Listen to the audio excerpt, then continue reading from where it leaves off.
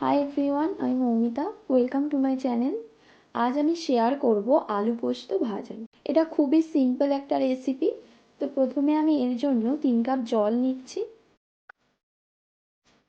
এরপর দিচ্ছি 1 চামচ নুন আর 1 চামচ হলুদ গুঁড়ো। এবার দিচ্ছি এরকম ছোট করে কেটে রাখা 3টে আলু।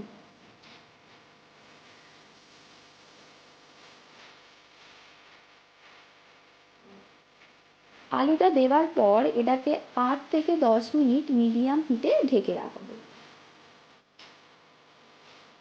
দেখো, এবার আলুগুলো হাফ সিদ্ধ হয়ে গেছে।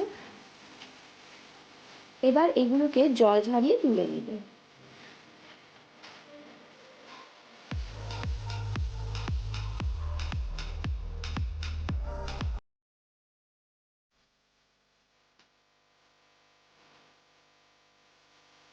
এরপর একটা কড়াই দিচ্ছি 3 চামচ তেল। তেলটা একটু গরম করে নিতে হবে।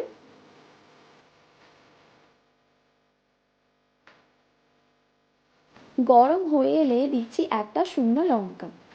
এবার দিচ্ছি সিদ্ধ করে রাখা আলুগুলো।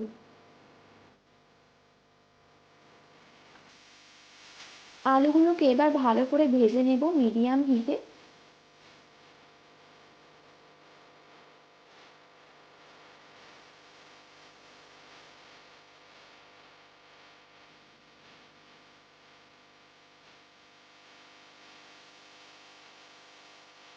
আলু ভাজা হয়ে গেছে। এবার দিচ্ছি 2 চামচ পোস্ত। পোস্তটা কিন্তু শেষে দিতে হবে। এবার 1 মিনিট নেড়ে নামিয়ে নেব।